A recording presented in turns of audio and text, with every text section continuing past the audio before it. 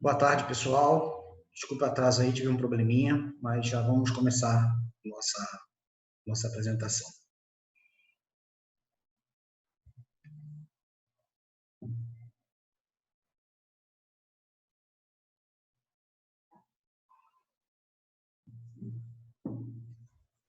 Bem, dando continuidade à nossas patologias em obstetrícia, nós vamos falar sobre diabetes mellitus e gravidez. O que é importante frisar para vocês que 80% de todas as gestações são gestações consideradas ditas de baixo risco, tá?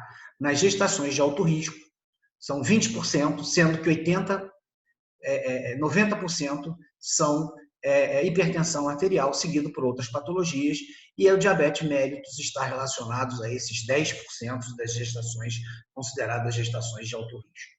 Então, a gente vai por a sua definição e sua descrição. Qual é a definição e a descrição do diabetes mellitus? O diabetes mellitus constitui um grupo de doenças metabólicas caracterizado por hiperglicemia, resultante de defeito na secreção ou ação da insulina.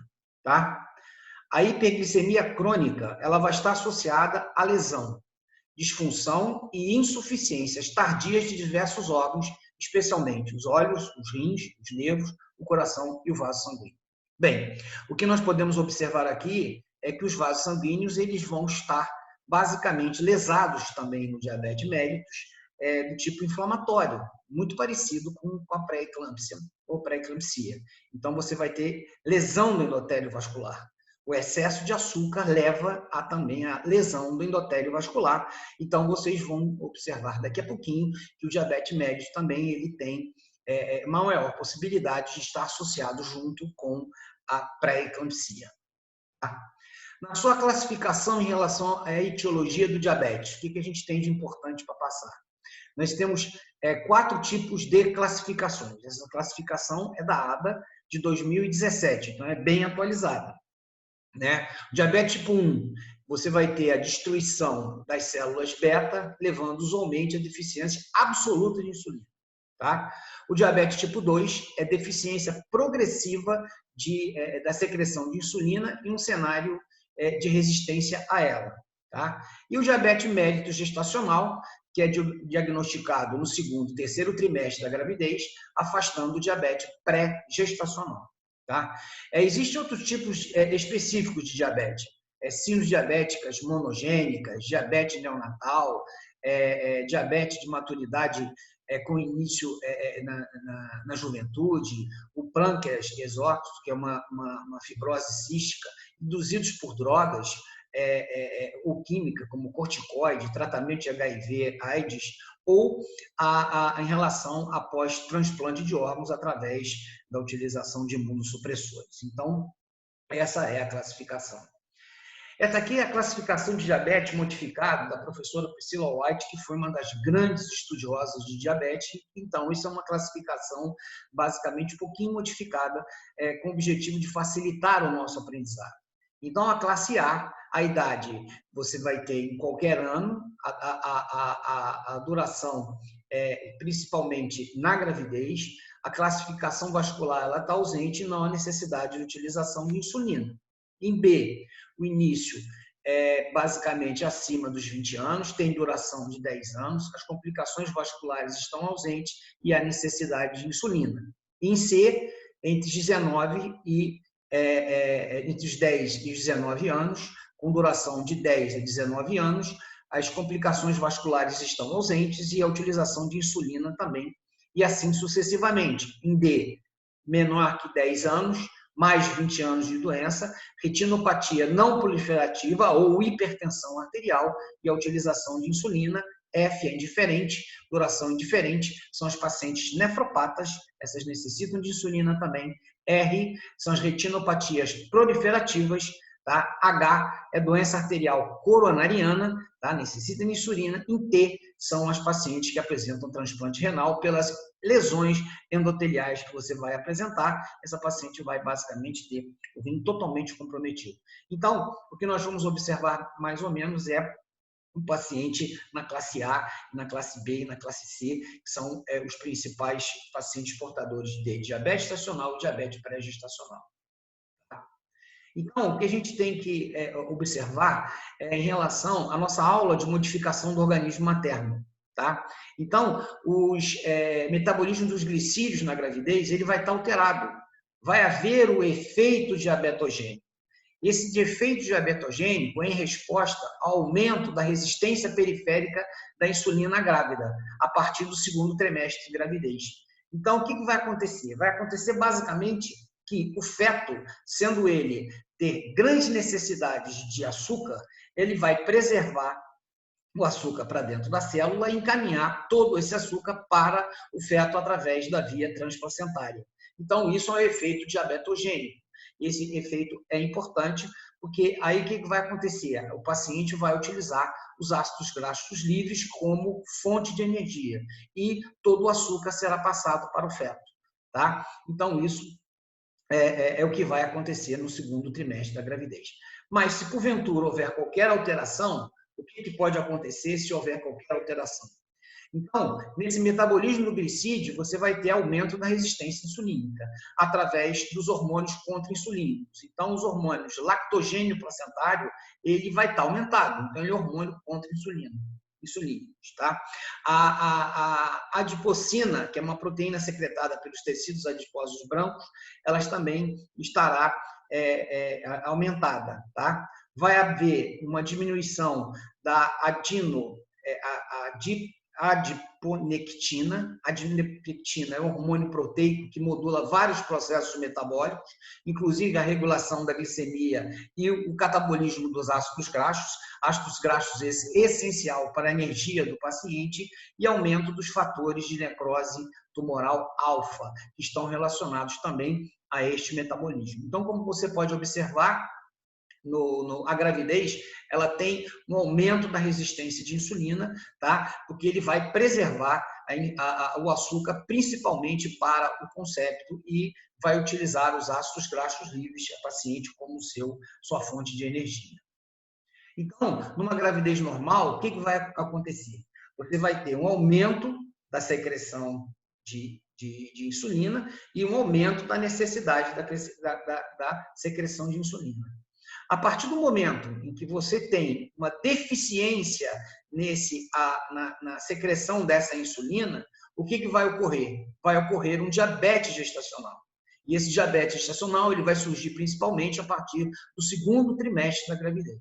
Tá? Então, nós vamos observar que no pré-natal vai haver a necessidade, a partir da 24ª até a 28ª semana de gestação, de nós rastrearmos todos os pacientes para o diabetes gestacional. Todos os pacientes terão que ser rastreados, obviamente, no início da gravidez, a dosagem de glicemia de jejum, e depois, na 24ª e 28ª semana de gestação, o rastreio universal de todos os pacientes do nosso pré-natal. Então, diabetes mérito gestacional da Associação de Ginecologia e Obstetrícia de 2017 é aquele que tem início na gravidez. Então, ele vai aparecer exclusivamente na gestação. É o diabetes mérito gestacional. Ele só aparece na gestação e depois nós vamos observar que ele some após o final da 42ª dia no puerpério. Ele vai sumir e depois a gente vai aprender como é que a gente deve conduzir esses pacientes que tiveram o diabetes gestacional. Tá? Então, em estudos que começaram em 2008 e até 2010 e vem sendo estudado, nós temos dois objetivos distintos durante o pré-natal. Primeiro, a detecção de mulheres com diabetes pré-gestacional. Então, a gente vai ter que fazer uma glicemia de jejum na primeira consulta. Então, isso é universal. Na primeira consulta pré-natal, solicitação de glicemia de jejum. Essa glicemia de jejum ela vai nos ditar se esse paciente é um diabetes pré-gestacional ou vai ser mais tarde a gente vai rastrear o diabetes. Então, a detenção do diabetes gestacional, ele vai ser realizado a partir da 24ª, 28ª semana de gestação para as mulheres previamente diagnosticadas na consulta inicial. Então, aquelas mulheres que não são diagnosticadas na consulta inicial para o diabetes, a gente vai rastrear esse paciente a partir da 24ª, 28ª semana, fazendo teste de tolerância à glicose, onde a gente vai utilizar 75 gramas de destrozol e a partir de 2 horas após nós vamos avaliar a glicemia deste paciente. Então, o que a APO ela preconiza em relação ao diabetes, a pesquisa do diabetes gestacional e diabetes pré-gestacional. Então, você vai fazer uma glicemia de jejum, se ela der abaixo de 92 miligramas por diluição, é considerado normal. E aqui a gente vai ter algumas controvérsias, porque a APO ela acha que a 92 seria ideal, mas o Ministério da Saúde já faz um rastreio diferenciado, acima de 95. Nós vamos agora depois discutir sobre isso e falar sobre isso. Então, a gente vai fazer um teste de tolerância à glicose, tá? Na 24ª e 28ª semana de gestação e em jejum 92, na primeira hora 180, na segunda hora 153, é considerado alterado se você tiver pelo menos um valor desses normais. Se você faz uma glicemia e ela está entre 92 e 125, você está fechado o diabetes gestacional. Se porventura essa glicemia de jejum for maior do que 126 miligramas por diluição, essa paciente já é um diabetes pré-gestacional. E qualquer glicemia que você faça por acaso e for maior do que 200 miligramas por diluição, é considerada também diabetes pré-gestacional ou quando a hemoglobina glicada ela for maior que 6,5.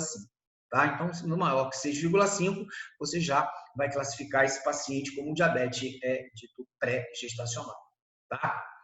Então, o que vai acontecer em relação ao nosso rastreio para os pacientes? Então, a taxa de diagnóstico do diabetes gestacional, ela teve um aumento.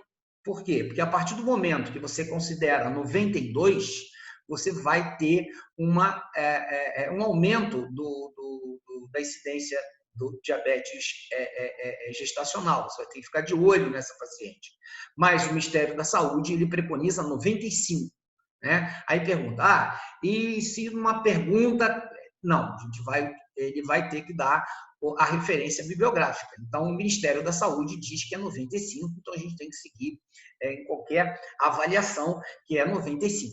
Tá? Então, a taxa de diagnóstico de diabetes gestacional começou a ser aumentada à custa dessa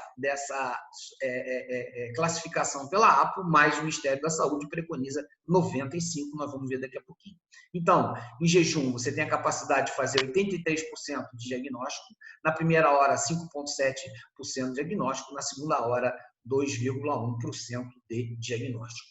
Tá? Então, o que vai acontecer no diabetes gestacional?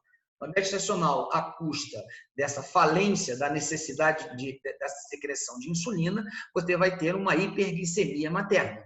Então, essa hiperglicemia materna, o que vai acontecer? A barreira placentária, ela sempre vai ter fusão facilitada para o açúcar. Então, o açúcar vai passar para o concepto. Então, o que vai acontecer? Vai haver uma glicose extra para o feto e isto vai acarretar um feto grande para a idade gestacional, ou seja, um feto com macrosomia. Então, a barreira placentária, ela facilita a passagem de açúcar. Se a mãe tiver altas concentrações de açúcar, todo esse açúcar vai passar para o feto, tá? Vai ter uma difusão facilitada para o feto e, com isso, você vai ter um feto grande para a idade gestacional, um feto macrossômico. Consideramos um feto macrossômico aquele acima de 4 quilos, tá? Dependendo, obviamente, de cada paciente, da estatura, enfim. Então, no diabetes mellitus gestacional, a gente vai observar a hiperglicemia materna.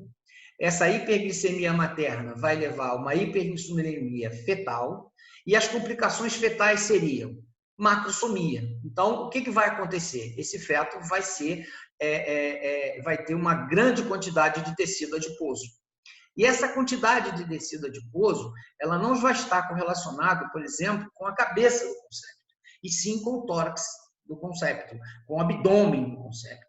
Então, normalmente, esses fetos ditos macrossômicos, eles têm um grande problema em relação ao parto por via baixa. Por quê? Porque a cabeça, durante o parto, ela vai se moldar. Ela molda na pelve, tá? À custa do quê? Dos ossos cranianos fetais. Ele dá para moldar. Então, a cabeça passa pelo canal do parto.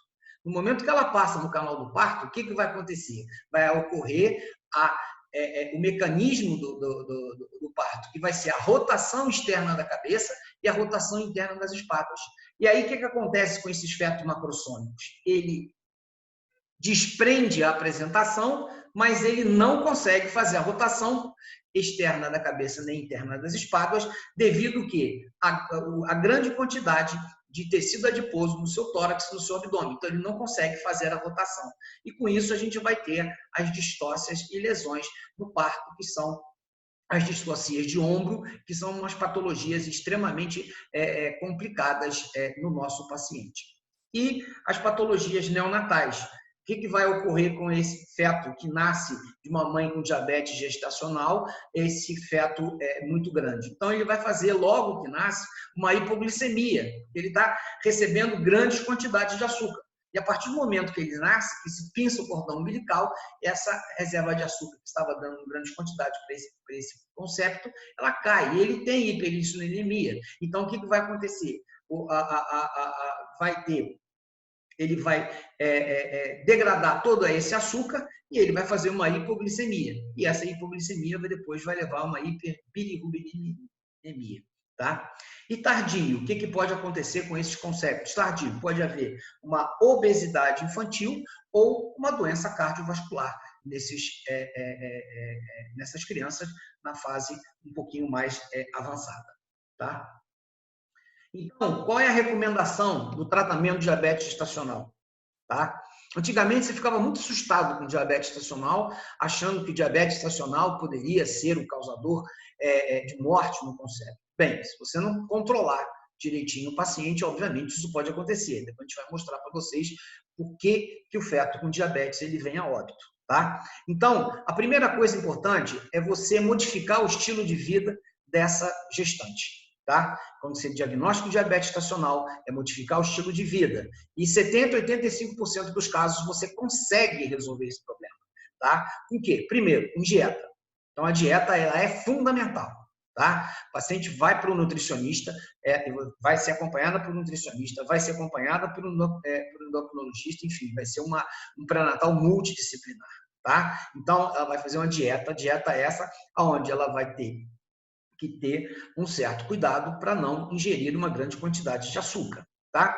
Exercício físico. Então, é fundamental os exercícios físicos com o objetivo de quê? De você poder ter um trabalho cardiovascular maior e, com isso, você queimar gordura, queimar açúcar através do exercício físico. Não é um exercício físico que deve ser muito puxado, não é um exercício físico puxado. Não pode fazer um impacto muito, muito grande no coração. Você tem que fazer um exercício mais moderado. E o melhor exercício seria o exercício dentro d'água. A hidroginástica é excelente para a gestante, ela é extremamente importante, principalmente para paciente com diabetes gestacional. E uma outra coisa que também nós temos que observar é a dosagem da hemoglobina glicada. Então, a hemoglobina glicada ela tem que ser sempre abaixo de 6. Com isso, diminui muito, e muito mesmo, os riscos de qualquer alteração que possa surgir no concepto. A gente vai mostrar isso para vocês no diabetes pré-gestacional. E, normalmente, em torno de 30% a 15% dos casos, vai haver a necessidade da utilização de insulina. Então, vai haver a necessidade da utilização da insulina. Então, você vai utilizar insulina quando a glicemia for maior ou igual a 95, tá? Ou pós-prandial 1 hora acima de 140, ou 2 horas maior ou igual a 120. Então, você vai utilizar a insulina. E, com isso, você vai ter que controlar esse paciente através do teste da glicemia. Então, ela vai fazer glicemia em jejum, ela vai fazer glicemia pós-prandial 1 hora e 2 horas depois, para poder controlar isso, ela vai fazer um mapinha e com isso depois a gente vai observar a necessidade ou não de insulina. A partir do momento que esse paciente tem a necessidade de insulina, acho muito interessante você ter um acompanhamento junto com o endocrinologista. A metilmorfina, ela seria a segunda linha. Tá? Em 2017, começou a surgir vários trabalhos relacionados à metilmorfina com uso na gestação. Tá? A ADA, ela não recomenda. Eu não tenho experiência, eu sou sincero com vocês, eu não tenho experiência com metilmorfina. Portanto, eu não a utilizo, não tenho experiência. Houve alguns trabalhos que você não deve utilizar, porque pode causar hipoglicemia fetal, hipoglicemia materna. Então, alguns trabalhos dizem que pode, outros dizem que não. Eu não tenho experiência, eu não utilizo a metilmorfina. E eu sigo a recomendação da ADA de não utilizar a metilmorfina durante a gestação. Tá? E os exercícios? Bem, os exercícios físicos, eles têm que ser moderados, no máximo 150 minutos por semana. Exercício aeróbico de intensidade moderada, tá? Tem que orientar, porque a frequência cardíaca não pode aumentar de 50% a 70%. Então, você tem que ter essa frequência cardíaca extremamente controlada. Aqui nós temos vendo uma gestante com uma bicicleta ergométrica, mas eu aconselho sempre a fazer hidroginástica, que é a melhor forma de você ter um baixo impacto e poder esse paciente ter uma melhor qualidade de vida sem a necessidade da utilização de insulina, apenas dieta e exercício físico. Então, você tem que dividir pelo menos 3 dias na semana, esse paciente vai fazer esses exercícios, e não pode ser 2 dias consecutivos. Então, não é interessante fazer 2 dias consecutivos, 3 dias consecutivos na semana. Você vai dividir esses exercícios físicos pela semana, segunda, quarta, e depois segunda, quinta e sábado, enfim, dividir esses exercícios físicos para não ter nenhum tipo de problema para o nosso paciente, para uma sobrecarga cardíaca, que nós sabemos que há modificações cardiológicas importantes também no período da gestação. Tá? Então, qual é a conduta obstétrica que você tem em relação ao paciente com diabetes gestacional? Então, quando ela é classe 1, que não tem necessidade da utilização de insulina, tá? Não há necessidade de você fazer uma avaliação fetal acentuada. Não há necessidade de uma avaliação fetal tão acentuada assim. Você vai observar apenas o exercício físico, você vai observar o ganho de peso, você vai observar a dieta que o paciente está utilizando, você vai observar a glicemia do paciente para ver se ele está realmente utilizando dieta, porque muitas das vezes a paciente ela omite a você a utilização de açúcar, né? Ela esconde açúcar, ela coloca açúcar escondido, às vezes até dentro do próprio hospital, né? Quando você não consegue controlar a glicemia do paciente no hospital, você vai observar que ela esconde açúcar debaixo do colchão, por incrível que pareça, ela esconde açúcar, tá? Mas a classe 1, ela não necessita de avaliação fetal, então você vai ser avaliação fetal normal. Avaliação fetal esta, ultrassom do primeiro trimestre, ultrassom na 24ª semana, ultrassom morfológico na 24ª semana e uma ultrassonografia no final de gestação.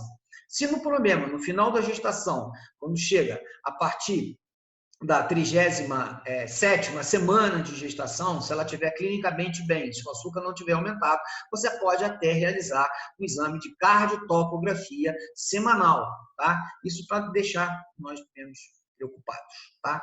Mas a partir do momento que esse diabetes gestacional há necessidade da utilização de insulina, aí sim você vai partir para quê? Para avaliação clínica do bem-estar fetal.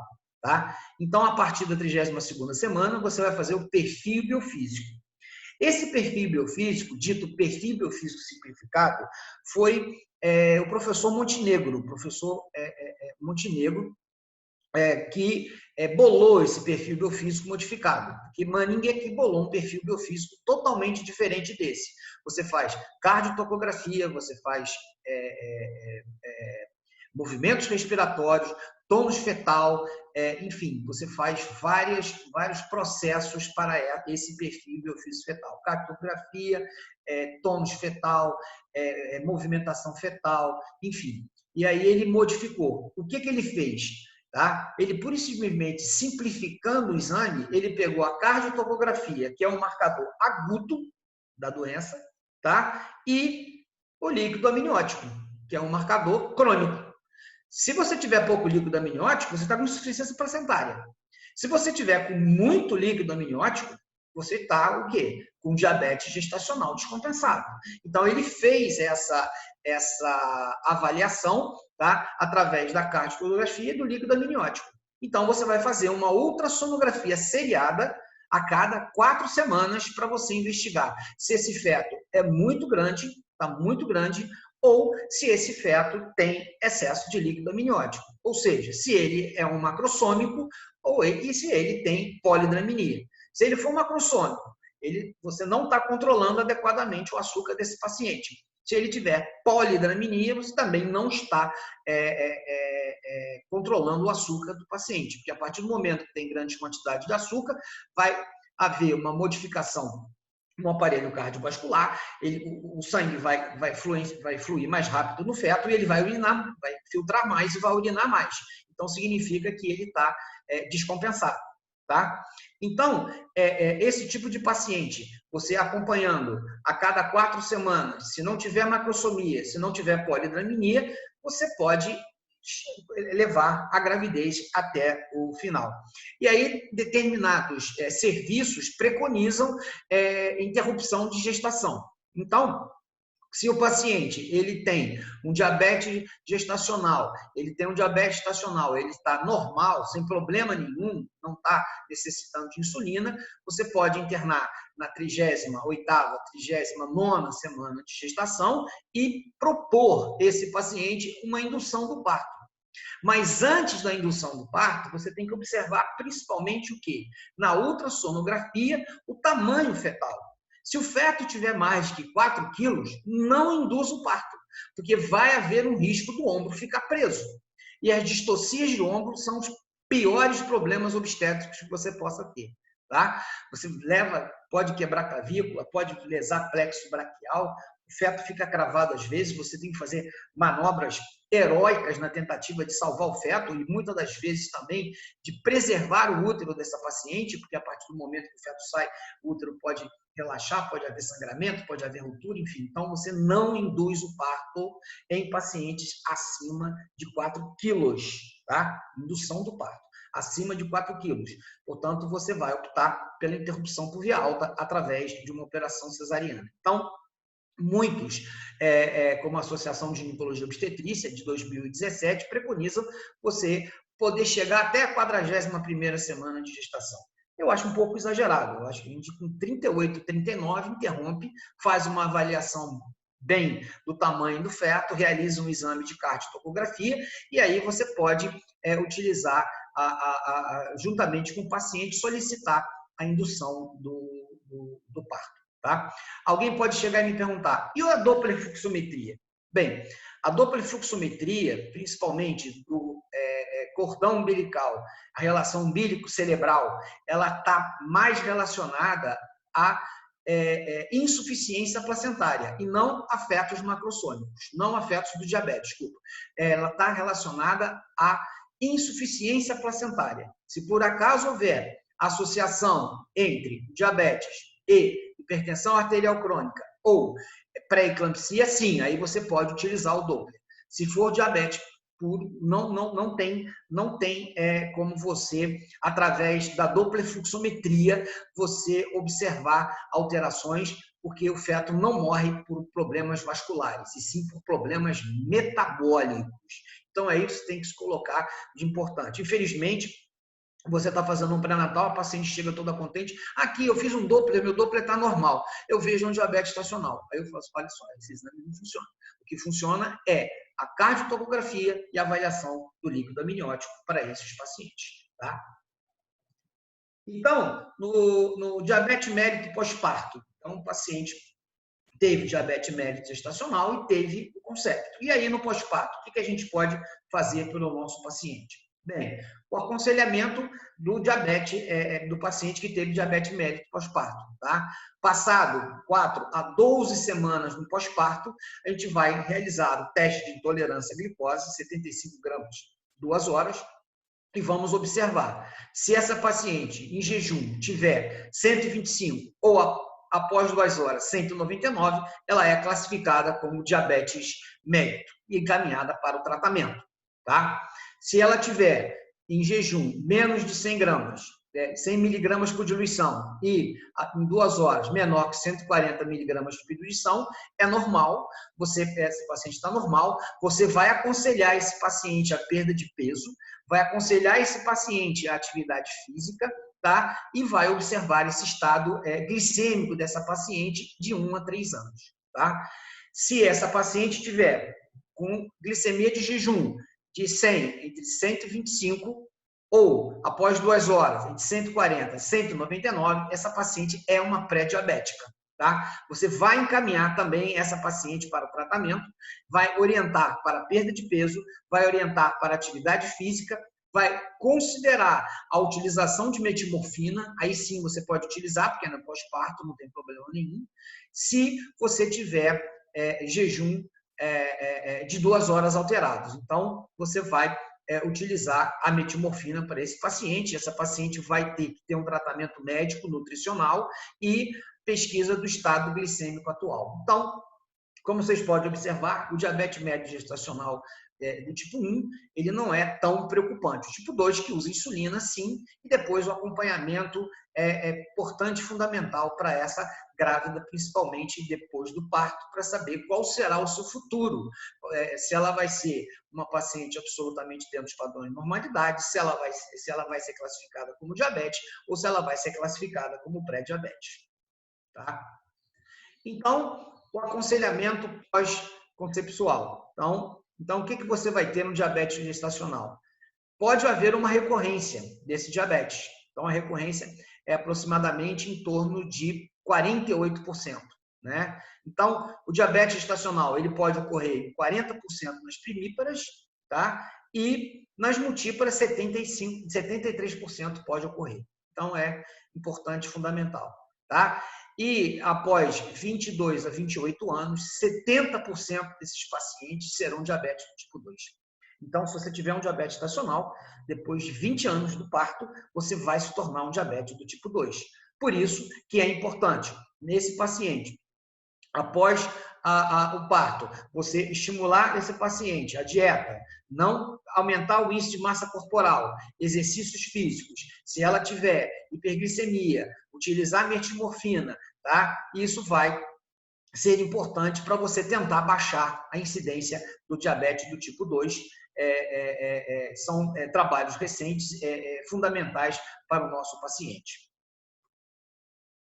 E aí nós temos um outro problema, é aquela grávida que já tem diabetes e engravida. Então, esse já é um pouquinho mais complicado, tanto no acompanhamento, como também na conduta obstétrica para esses pacientes. Então, o que nós temos de importante aqui? Primeiro, a incidência. A incidência nós temos apenas a população americana, 9,3% da população dos Estados Unidos, ela é diabética, tá? 10% tipo 2 e 10% tipo 1 e quase 90% do tipo 2. Então, é por isso que lá está tendo sérios problemas relacionados a essa pandemia. Grande quantidade de pessoas obesas, grande quantidade de diabetes e também grande quantidade de hipertenso, porque o diabetes ele lesa o endotélio vascular. Se ele lesa o endotélio vascular, a grande maioria desses pacientes diabéticos fazem também hipertensão arterial. Tá? Isso é uma coisa fundamental. O açúcar com excesso no sangue vai inflamar o endotélio. Inflamando o endotélio, a possibilidade de hipertensão é maior também nesses pacientes. Tá? Então, quais seriam as categorias de risco para esse diabetes? Então, quando é que esse paciente vai ter risco para diabetes? Tá? Primeiro, índice de massa corporal elevado, acima de 25 kg por metro quadrado, um ou mais segmentos seguidos a outros fatores de risco, aos seguintes fatores de risco. Então, esse paciente ele tem que ter um índice de massa corporal elevado. Então, infelizmente, a obesidade é algo que está surgindo também nos países desenvolvidos. Nos países em desenvolvimento também está começando a aparecer muito paciente com índice de massa corporal elevado. Tá? Então, você vai ter uma coisa que tem que ser rastreada em todos os pacientes com diabetes é a hemoglobina glicada. Se ela for maior que 5,7 e tolerância à glicose alterada ou glicose em jejum alterada, em teste anterior, esse paciente tem um fator de risco. Parente de primeiro grau com diabetes, temos fator de risco. Etnia, tá? Tem fator de risco. Alto risco na etnia afrodescendente e também na etnia caucasiana. São mais frequentes pacientes com diabetes nessa etnia. Mulheres com história de diabetes gestacional. Então, elas tiveram diabetes gestacional. Numa futura gestação, ela pode já vir com diabetes. Tá? História de doença cardiovascular. Um paciente com história de doença cardiovascular tem grande chance também de fazer diabetes. Uma hipertensão arterial maior ou igual a 140 por 90 milímetros de mercúrio ou um paciente em tratamento. Ela tem maior risco também para o diabetes. Tá? O HDL, colesterol menor que 35 miligramas por diluição, ou os triglicerídeos acima de 25 miligramas por diluição. Então, esses são os fatores de risco. Né? Mulher com síndrome de ovário policístico, a chamada SOP, síndrome de ovário policístico, esse também é risco para diabetes. A inatividade física, então, os pacientes extremamente sedentários, pacientes com índice de massa corporal alto e sedentária, têm maior risco de fazer diabetes. Então, é importante exercícios físicos. Outras condições clínicas associadas à resistência à insulina, obesidade e acantose nigris. A acantose nigris está relacionado à síndrome do ovário policístico, a grande maioria das vezes. Então, se você tiver um índice de massa corporal elevado e outros vários fatores, você tem um alto risco para o diabetes. Isso aí é para toda a população e, obviamente, para as mulheres e principalmente para as mulheres que vão tentar engravidar no futuro. Tá?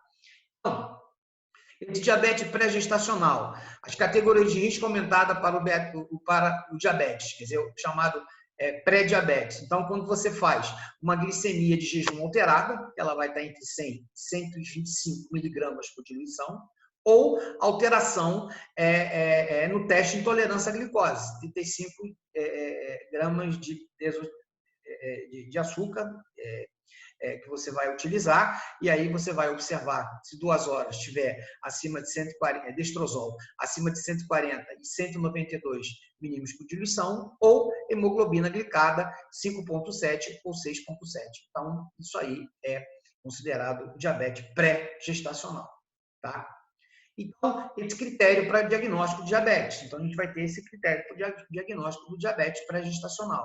Então, o que vai acontecer? Se a glicemia de jejum for acima de 126 milímetros por diluição, paciente diabética. Tá? É diabético. Se a glicose, 2 horas após o teste de tolerância à glicose, for acima de 200 miligramas por diluição, esse paciente é considerado diabética. Tá? Ou se ela tiver uma hemoglobina glicada acima de 6,5, ela é considerada diabética, ou se a glicose, ao acaso, foi acima de 200 miligramas por diluição. Tá? Então, ou algum paciente com sintoma clínico de hiperglicemia, né? Paciente que se come muito, urina muito, enfim, você pode também considerar isso como um diabetes pré-gestacional. Então, qual é o aconselhamento que nós temos para um paciente que nos procura desejando engravidar e ele tem diabetes? Então, essa paciente tem que procurar o ginecologista, tem que procurar o endocrinologista antes de engravidar. Tá? Por quê? Porque o diabetes, ele provoca muita malformação fetal. Então, a gente tem que tomar cuidado. Se ela engravidar com uma hemoglobina glicada alta, ela vai ter muita possibilidade de ter um feto mal formado. E muitas das vezes são incompatíveis com a vida extrauterina.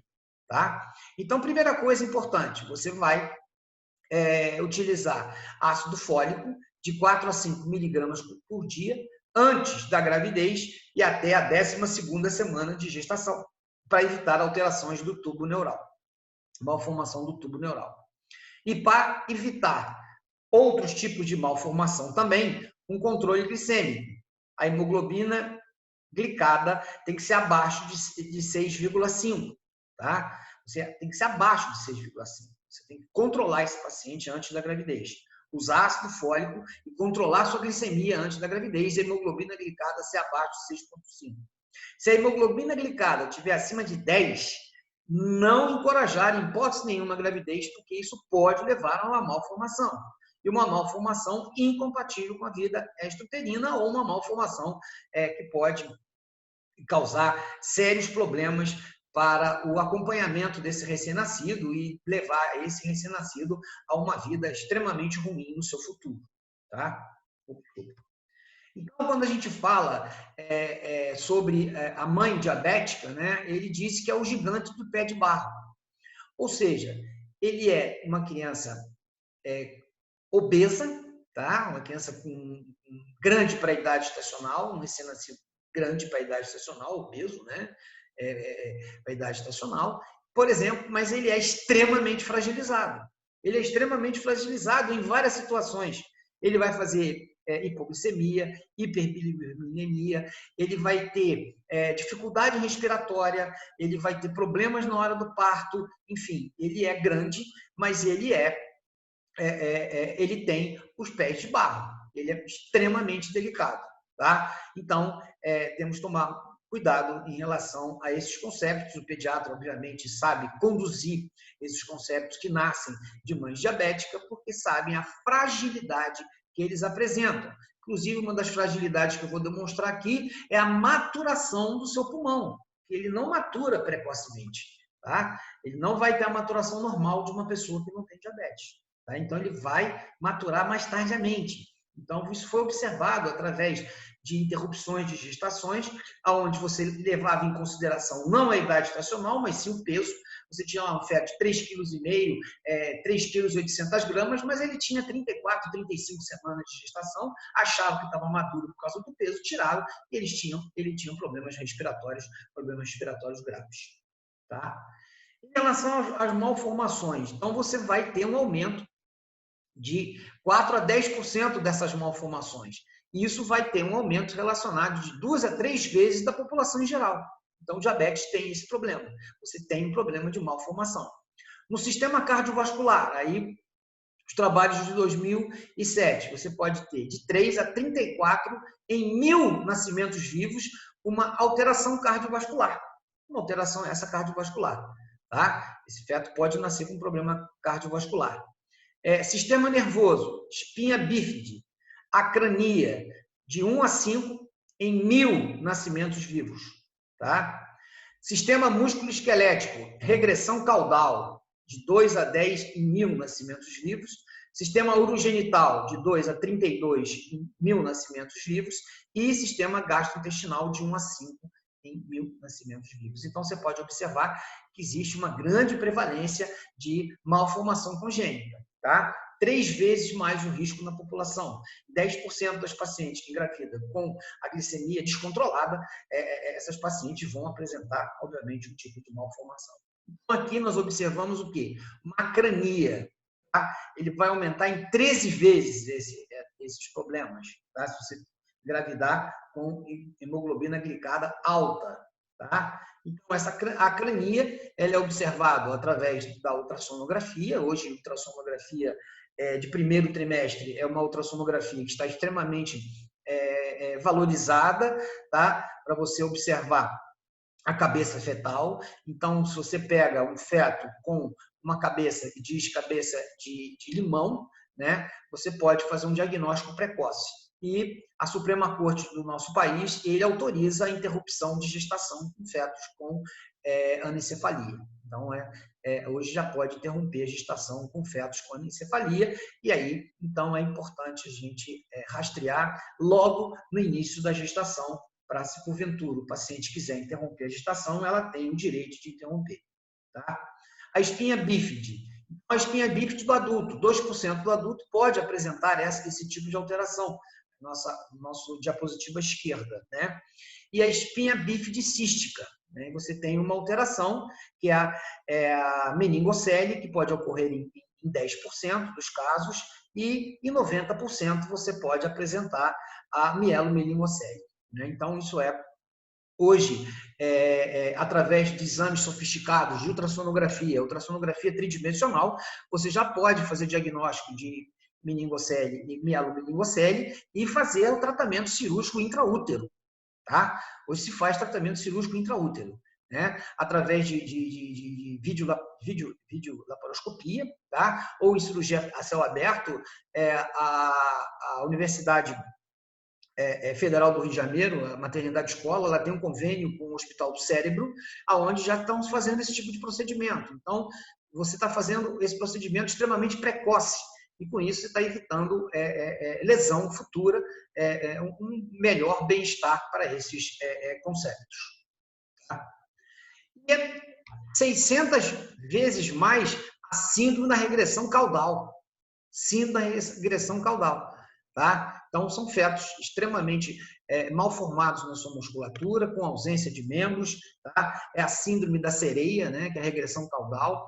É a cirelomelia, seromelia. Então, você vai ter a síndrome da regressão caudal, a síndrome da sereia. Esses fetos normalmente vêm com outros tipos de malformação também, malformações cardíacas, que são basicamente incompatíveis com a vida extrauterina. Tá? Então, como a gente pode observar no slide, são fetos mal formados, né? São fetos que foram abortados, então eles são incompatíveis com a vida extrauterina, à custa de vários problemas associados também com esse problema muscular e problema dos membros. Né? E nesse diabetes pré-gestacional? Macrosomia fetal. Então, tem também a macrosomia fetal. Então, o que vai ocorrer? Vai ocorrer uma difusão facilitada de glicose, tá? Hiperglicemia fetal, hiperinsulinemia fetal. Então, são fetos maior do que 4 quilos.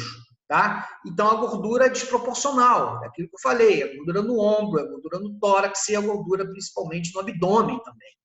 E isso vai levar às distócias de ombro. Por isso que temos que avaliar muito bem esses conceitos intraúteros através da ultrassonografia, com o objetivo de saber se ele tem um peso maior do que 4 gramas ou se a sua circunferência abdominal ela é maior que 36 centímetros. Alguns ultrassonografistas usavam um termo interessante, porque quando você mede o feto dentro da cavidade uterina através do ultrassom, você usa uma tabela. Aí eles diziam o seguinte, você vai numa farmácia, você mede o tamanho da sua cabeça, você mede o tamanho da sua barriga, você mede seu úmero, você mede seu fêmur e diz o seguinte, você tem tantos quilos. Tá? Então, existe uma tabela. Essa tabela é importante para você avaliar isso. Mas se você observar esse feto tem mais de 4 quilos, se possível, através de toda essa aferição, e você vai levar em consideração a circunferência abdominal, que é onde se pega mais gordura, é no abdômen. Tá? Toda pessoa que tem índice de massa corporal elevada tem abdômen um pouco mais avantajado. Então, o feto também vai ter. Então, a gente vai observar esses fetos. Né? Então, o infante da mãe diabética. Então, o que ele vai acontecer? Hipoglicemia. Síndrome de angústia respiratória. Então, ele não tem surfactante pulmonar para expandir o pulmão precocemente, como outros. Tá? Ele demora muito. Policitemia, distúrbio hidroeletrolítico, hiperbilirrubinemia, cardiomiopatia, cardiomiomegalia. Então, são várias alterações que ele pode ter. Então, ele é um feto com pé de barro. Ele é grande, bonito, mas ele tem todas essas alterações. Tá? Então, é fácil você distinguir, quando você está no pré-natal, né, quem é que está com índice de massa corporal elevada. Você vai lá, olha, chama o paciente, quando ele entra no seu consultório, você olha, você vai ver quem é que está com índice de massa corporal elevado e quem é que tem risco de fazer não só um diabetes estacional, como sendo um paciente pré-diabético. Então, você vai olhar para o paciente, você vai ver o fenótipo desse paciente e observar que ele tem maior tendência a ter diabetes, só de você olhar. E também que você tem o quê? Em relação ao concepto, ao nascimento. Então, à esquerda, você tem uma criança com idade gestacional a termo e à direita você tem um feto macrossômico, que nasceu com 8 quilos. Tá? Isso foi na Indonésia em 2009, um feto macrossômico com 8 quilos. Por que ele está chorando, o outro está calminho? Ele está chorando porque, pura e simplesmente, ele está com hipoglicemia. Ele precisa de glicose, então já nasce com fome.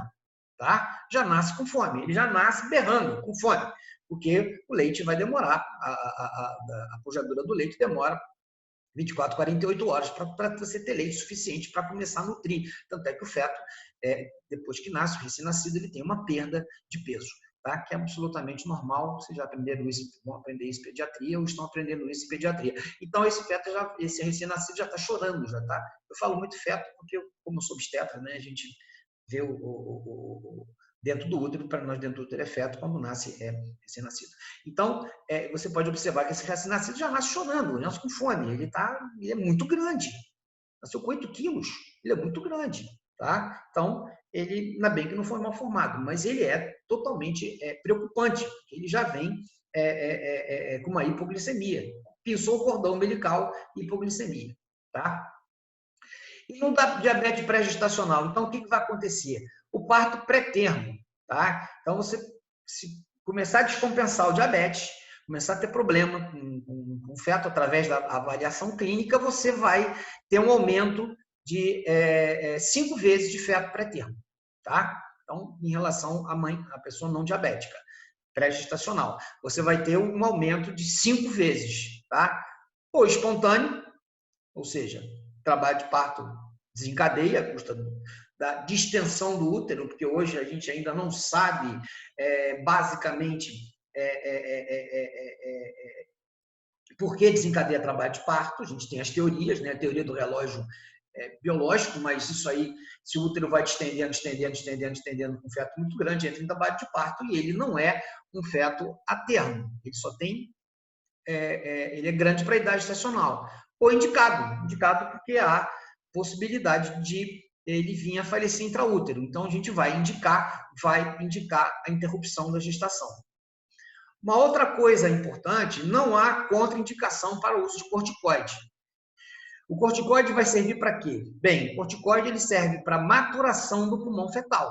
Então, se você tiver que interromper a gestação de uma paciente com diabetes, diabética pré-gestacional, se você vai interromper essa gestação, você vai utilizar o corticoide, tá? Você vai utilizar o corticoide, 12 miligramas de dexa ou betametasona intramuscular, 2 dias consecutivos, e você vai interromper a gestação, tá? Então, pode utilizar. Evitar a utilização de beta-miméticos, ou seja, para interromper a gestação, para interromper o trabalho de parto, não podemos utilizar essa substância, tá?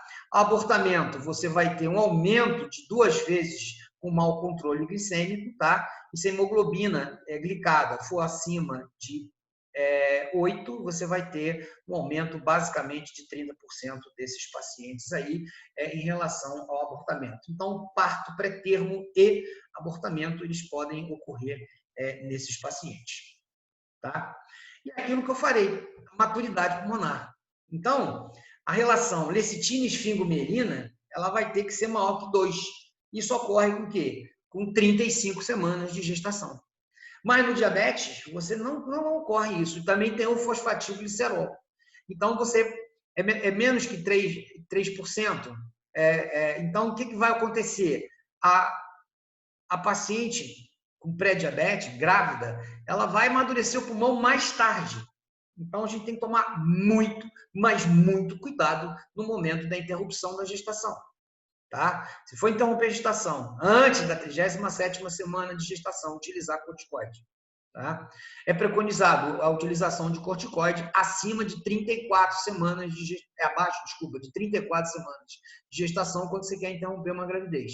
Segundo a literatura, acima de 34 não há necessidade, apesar que quando nós nos encontrarmos, eu vou falar a respeito disso também, mas de uma forma mais acadêmica, né? Não vou entrar em detalhes aqui agora, mas você tem esse tipo de situação, tá?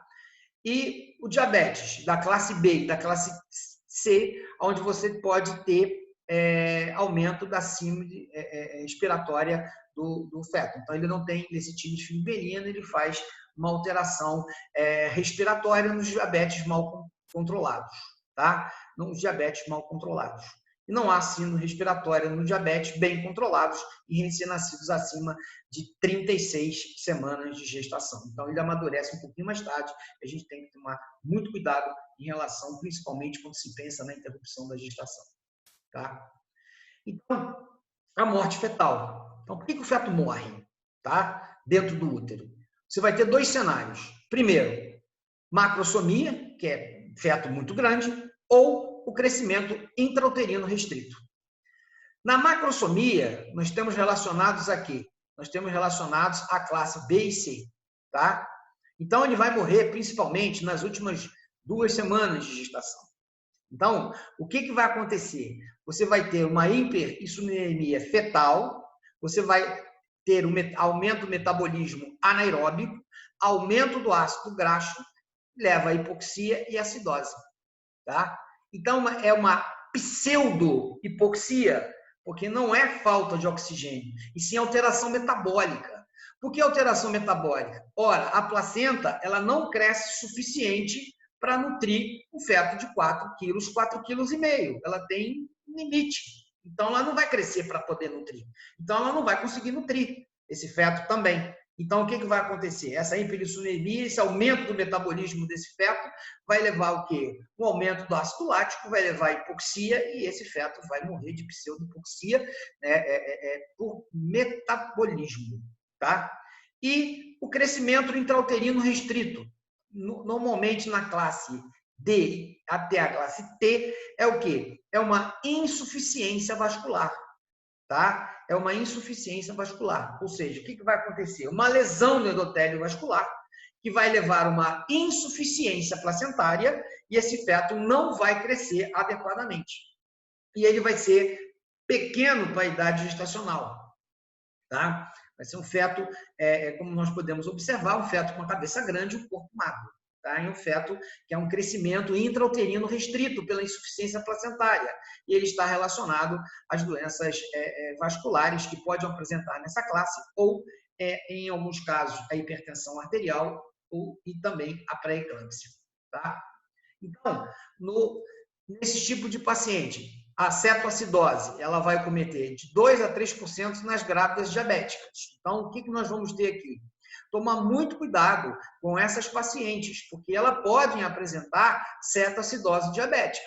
Então, tomar cuidado dessas pacientes. Então, ele vai poder acometer de 2 a 3% das grávidas com diabetes, principalmente nas grávidas do tipo 1. Então, você tem que tomar cuidado, né, com esse paciente. Vamos supor, o paciente está usando insulina. Aí você vai preparar esse paciente para um procedimento cirúrgico. Tá? Aí você deixa esse paciente em jejum. A paciente que faz uso de insulina está acostumada a se automedicar. Ela vai se automedica. Aí você está marcada a cirurgia para as 8 horas da manhã. Aí você não consegue operar esse paciente às 8 horas da manhã porque chegou 2, 3, 4, 5 urgências. Você vai deixando esse paciente. E aí, por simplesmente, o que acontece? Essa paciente pode fazer uma cetoacidose. Tá? Ela pode fazer uma cetoacidose diabética também. Né? Então, a gente tem que tomar cuidado com isso. A mortalidade materna é extremamente rara. Tá? A mortalidade fetal, hoje não se morre mais diabetes à custa da insulina, então, mas a mortalidade fetal pode chegar de 10% a 20%. Tá? Então, como é que é o diagnóstico de cetoacidose diabética? Né? Hiperventilação, hálito cetônico, paciente desidratada, coma, glicosúria, cetonúria e hiperglicemia. Né? Desculpa, eu troquei aqui da cetoacidose para hipoglicemia. Tá? Então, desconsidera o que eu falei, então cetoacidose diabética está relacionado ao excesso de insulina, né? Então essa paciente vai, excesso de glicose, essa paciente vai fazer uma hiperventilação, essa hiperventilação ela vai levar a hábito cetônico, desidratação, coma, glicosúria, cetonúria e hiperglicemia. É como se fosse uma cetoacidose normal. Aí sim, aquilo que eu falei, a hipoglicemia. Então, a hipoglicemia é o nosso grande problema quando você vai preparar esse paciente para a cirurgia. Eu dei uma corrida, minha cabeça foi muito mais rápida do que a maneira que eu falo. Muito mais rápido. Então, a hipoglicemia. Então, o que você vai ter? Um valor de alerta menor que 70, tá? Você tem que tomar muito cuidado com isso, tá? Uma hipoglicemia clínica menor que 54. Então, esse paciente que vai faz uso de insulina, fez uso de insulina e vai ser preparado para a cirurgia, sempre manter hidratação com soro glicosado, tá?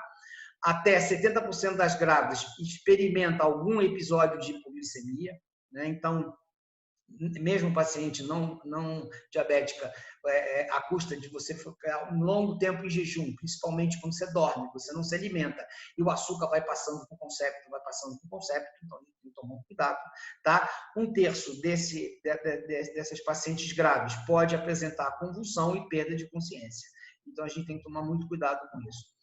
Quando você está num pronto-socorro e chega para vocês uma paciente com perda de consciência, e diz, ela é diabética, tá? Ela está fazendo uma certa acidose diabética ou uma hipoglicemia. De repente, você não tem como avaliar tão rápido. A primeira coisa que você faz é glicose hipertônica na veia.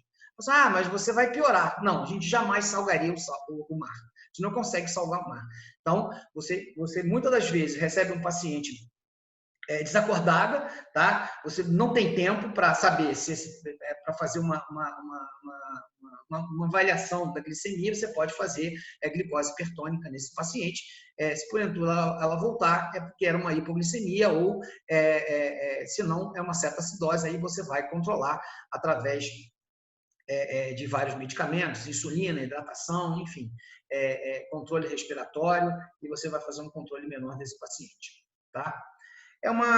Também nós temos as nefropatias. Então, as nefropatias, que é a síndrome de Killmann-Wilson, né? Você vai ter uma proteinúria.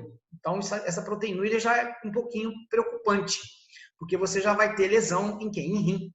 Então, você pode, muitas vezes, quando você tem uma proteinúria grave, uma microalbuminemia, tá? Acima de 300 miligramas, você pode achar que esse paciente está fazendo uma pré-eclampsia. Tá? Porque ela vai ter o quê? Uma alteração da proteína. Então, a gente tem que tomar um cuidado no rastreio desse paciente para saber se ela está com o seu rim alterado, né? Então, a nefropatia diabética, ela vai incidir em 50% das pacientes com diabetes acima de 20 anos de duração, tá? Então, 50% dos pacientes têm a doença renal terminal. Então, é uma complicação. Então, ela vai ter um mau prognóstico quando ela tem o quê? Uma proteinúria acima de 3 gramas, tá? Em 24 horas, ou uma creatinina acima de 1,5 miligramas por diluição. Então, é isso que pode acontecer desses pacientes com nefropatias diabéticas, ela apresentar proteinúria, e aí você pode se confundir achando que ela está fazendo uma pré-eclampsia associada. E as retinopatias diabéticas. Então, você tem a retinopatia diabética não proliferativa, onde você vai ter hemorragia, manchas algo danosas, edema maculopapular e microneurismo. Tá? E a retinopatia diabética proliferativa, né? Você vai ter toda uma novovascularização, você vai ter toda uma alteração vascularização, e esses pacientes são os pacientes graves com problemas que podem até levar à perda da visão. Tá? Retinopatia diabética, tá? Então é aconselhável um exame da retina, um exame de fundo de olho, então é aquilo que eu sempre preconizo ao médico generalista. O médico generalista tem que saber fazer um exame de fundo de olho, principalmente para saber o normal. Quando você olha lá um fundo de olho alterado, obviamente você vai mandar para um especialista avaliar, mas todos nós temos que saber realizar um fundo de olho.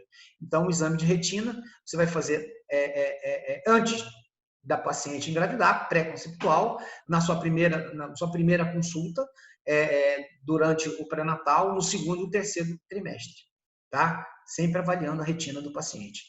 Em 10 a 20% vão desenvolver retinopatia diabética não proliferativa, tá? 60% vão evoluir para retinopatia diabética proliferativa, tá? E o tratamento da retinopatia do edema macular é a fotocoagulação por laser. Então, isso aí você vai realizar a fotocoagulação por laser, então vai ter que ter um especialista para ajudar e acompanhar este paciente. Tá? E a hipertensão crônica. Então, o que vai acontecer? O paciente é diabético, tá? Engravidou, ele tem hipertensão crônica. Então, você vai ter que manter a pressão arterial desse paciente, tá? Entre 120 e 160. Abaixo sempre de 160 milímetros de mercúrio e até 120, não pode baixar muito. E a pressão arterial diastólica, sistólica, diastólica entre 80 e 105. Tá? Então, o que vai acontecer? 70% dos pacientes diabéticos vão ser acometidos por hipertensão arterial crônica. É aquilo que eu falei. Açúcar no sangue vai lesar o quê? Vai lesar o endotélio vascular.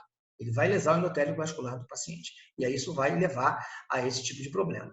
Do tipo 1, eles vão ter uma nefropatia, e do tipo 2, uma síndrome metabólica. Tá? E aí, esses pacientes, obviamente, vai estar contraindicados em inibidor da ECA, tá? Vai estar contraindicados medicamentos que agem no sistema renina, angiotensina, aldosterona, vai estar contraindicados diuréticos, tá? Então, vai estar indicado o quê? Vai estar indicado, se necessário, nesse paciente com hipertensão crônica, alfa-metildopa, tá? Ou a nifedipina. São os 2 medicamentos de escolha que a gente pode utilizar.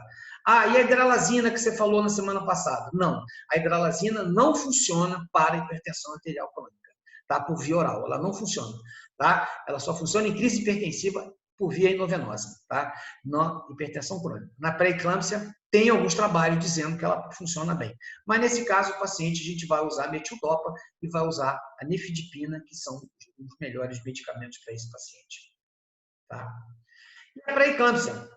Então, aquilo que eu falei para vocês, lesão do endotélio vascular.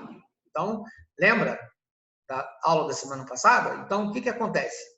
Má placentação. Depois você vai ter lesão do endotélio vascular. Se você já tem lesão do endotélio vascular, a sua incidência de pré-eclâmpsia vai aumentar. Tá? Então, você vai ter de 30% a 50% dos casos de pacientes com diabetes, com pré-eclâmpsia, com proteinúria, tá? E mais de 50% desses pacientes vão apresentar também com insuficiência renal. Então, são pacientes extremamente graves, pacientes extremamente complicados para o nosso acompanhamento, tá? Síndrome coronariana aguda, infarto agudo do miocárdio. Eu realmente, 38 anos de formado, eu nunca observei nenhum paciente infartar durante a gestação. Eu vi alguns relatos, mas isso basicamente em congresso, tá? Quer dizer, foi relatos em congresso, 2, 3, 4, 5 casos de pacientes que infartaram durante a gestação, que eram pacientes diabéticas. Então, o risco aumentado do infarto agudo do miocárdio e de morte desses pacientes, à custa de lesão vascular, né?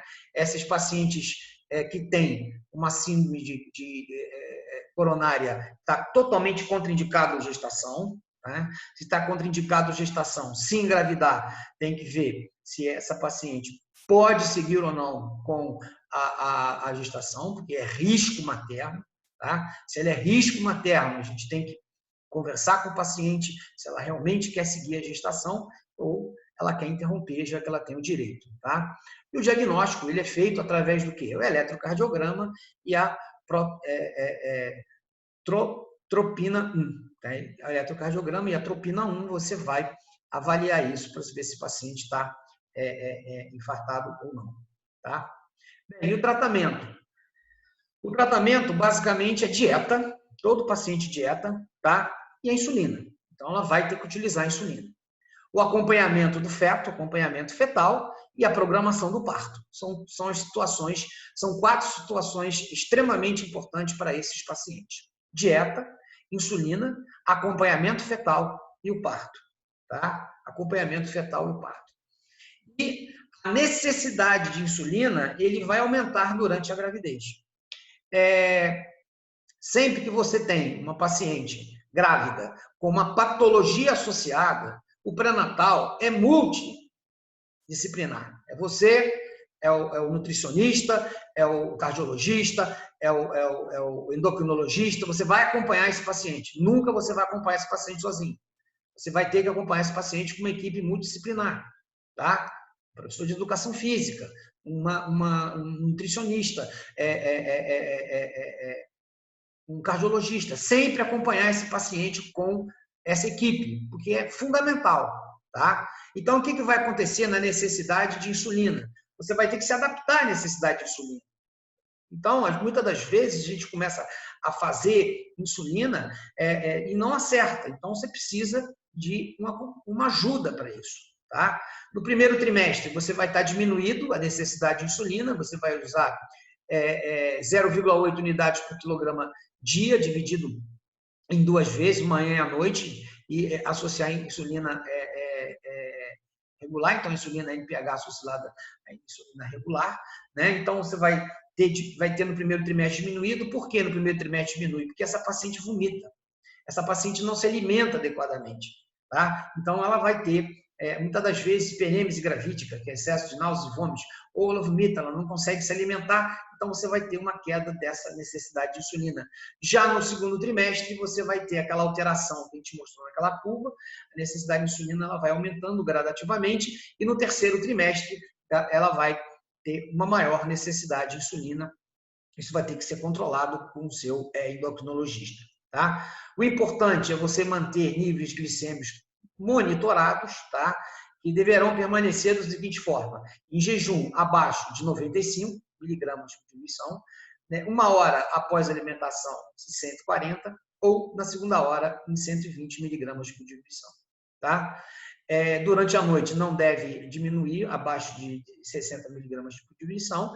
Temos que tomar muito cuidado em relação a essa utilização de insulina, principalmente à noite, né? O paciente fica um grande tempo em jejum, a gente pode fazer uma hipoglicemia, então temos que tomar cuidado e acompanhar esse paciente gradativamente. A alimentação desse paciente tem que ser graduada, não é fazer comer muito café da manhã, depois almoço e janta. Não, ele vai comer de 4 em 4 horas, tem que ser um controle rigoroso da alimentação.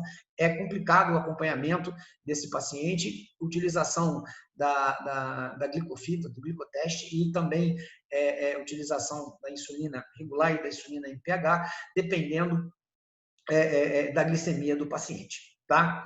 E no pós-parto, o que vai acontecer? Vai diminuir a dose de insulina. Ela vai voltar à dose pré-gravídica. Muitas das vezes, quando o paciente ele nasce o concepto, né? Então a gente vai controlar essa insulina e a gente deixa 24, 48 horas apenas observando para ver se vai ter a necessidade ou não de utilização da insulina nesse paciente. Tá? Então, o acompanhamento desse paciente, o acompanhamento fetal do diabetes pré-gestacional. Então, a primeira coisa importante é o quê? Você fazer o rastreio de malformação. Então, é a ultrassom morfológica de 20, 24 semanas, tá? Mas, como essa paciente tem a possibilidade de ter um feto com uma malformação cardíaca, tá?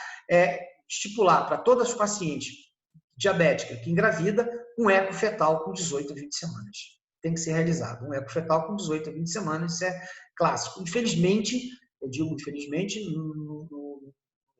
muitas das vezes a gente não consegue realizar esse exame pelo Sistema Único de Saúde. Deveria, mas a gente não consegue, mas sempre tem que dar um jeito, você pede para alguém, você sempre dá um jeitinho de tentar fazer com que esse paciente faça um eco fetal com 18 a 20 semanas de gravidez. Tá? E a ultrassonografia morfológica por 20, 24 semanas para você ver se tem algum tipo de malformação. Lembrando sempre da ultrassom de primeiro trimestre, você já pode fazer ultrassom morfológico de primeiro trimestre, hoje já está sendo aplicado ao pré-natal para rastreio principalmente de acrania, então você pode fazer uma avaliação no primeiro trimestre, já podendo até fazer Doppler de artéria uterina para um valor preditivo de uma pré-eclampsia no futuro, você pode já pedir no primeiro trimestre uma avaliação fetal hoje. O primeiro trimestre, basicamente, é a grande coqueluche do momento dos ultrassonografistas. Então, os ultrassonografistas eles estão estudando muito o feto no primeiro trimestre. Então, isso é importante para você detectar logo qualquer tipo de alteração que esse feto possa ocorrer, para você poder dar um bom prognóstico para o futuro para esse conceito. Então, você vai ter rastreio do crescimento fetal através do quê? Da circunferência abdominal. Então, a circunferência abdominal ela é fundamental. Se o feto é magrinho, ele tem abdômen pequenininho. Se ele é macrossômico, ele tem a circunferência abdominal, ela é grande. E o volume de líquido amniótico.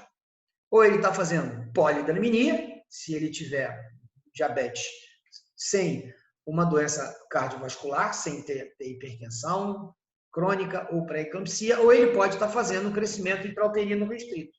Então, você vai avaliar o quê? Líquido amniótico e crescimento fetal. Isso a partir da 28ª semana de gestação. Olha só quantos exames de ultrassonografia você vai ter que realizar, tá? Quantos exames de ultrassom você vai ter que realizar nesse feto. Então, é complicado, tá? Você tentar que ele faça a ultrassonografia uma vez por mês, a partir da 28ª semana de gestação, é extremamente complicado, vai sobrecarregar o Sistema Único de Saúde, mas isso é o rastreio correto, tá? E rastreio da vitalidade fetal, então isso aí é importante, você pode rastrear através da cardiotocografia computadorizada, na 26ª semana, dá para você rastrear, sabendo que a maturação do aparelho cardiovascular, do simpático e parasimpático, ela vai ser a partir da 28ª semana de gestação, que você vai ter essa capacidade de avaliar na cardiotocografia normal, mas na cardiotocografia computadorizada você pode fazer a partir da 26ª semana, observar a macrosomia fetal, observar líquido amniótico e cardiotocografia e perfil biofísico fetal. Como vocês podem observar, não tem aqui dopplerfluxometria. Só vai entrar dopplerfluxometria se o paciente tiver insuficiência placentária. Caso contrário, não tem necessidade de realizar esse exame, porque vai ser inconclusivo. Ele vai estar muito bem, ele vai ter alteração metabólica e vai a óbito. Você faz um Doppler, está normal, e aí o feto vai a óbito por pseudohipoxia, por alterações metabólicas. Então, você tem que controlar a glicemia do paciente e observar quem? A cardiotocografia, que é um marcador de sofrimento, e o perfil biofísico fetal, que são vários marcadores: tônus fetal, movimento respiratório, cardiotocografia, líquido amniótico, enfim, são vários fatores que você vai avaliar com esse conceito até, basicamente, a 38ª semana, e depois você vai interromper a gestação, tá? Então, aquilo que a gente pode falar: oferecer a indução do parto ou por cesariana a partir da 37ª e 38ª semana de gestação. Se tiver compensado, tiver direitinho, você pode esperar até a 40ª semana. Eu acho meio exagerado isso, tá? Se a paciente está fazendo uso de insulina, se a paciente está sob controle rigoroso da glicemia, você esperar até 40 semanas de gestação não seria interessante. Então, esse paciente, se ele está fazendo uso de insulina, você interna ele na 37ª semana de gestação, avalia ele através da cardiotocografia, avalia esse feto através da ultrassonografia para ver o tamanho fetal, tá? Então, nisso, você vai tendo um determinado período de tempo. Quando chega basicamente na 38ª semana de gestação, você vai oferecer a indução do parto para esse paciente, se o feto estiver com menos de 4 quilos, ou uma operação cesariana se estiver acima de 4 quilos por causa da distocia de ombro, tá? Então, você vai considerar a interrupção antes da 37ª semana de gestação se houver algum tipo de complicação materna ou complicação fetal. Então, a avaliação fetal é rigorosa. Falei, avaliação fetal é rigorosa. Exame de ultrassonografia é rigoroso. A avaliação de cardiotocografia é uma avaliação rigorosa. Então, se tiver qualquer alteração, você vai partir para a interrupção da gestação. Tá? Bem, tivemos aí 1h20. A gente vai parar aqui a nossa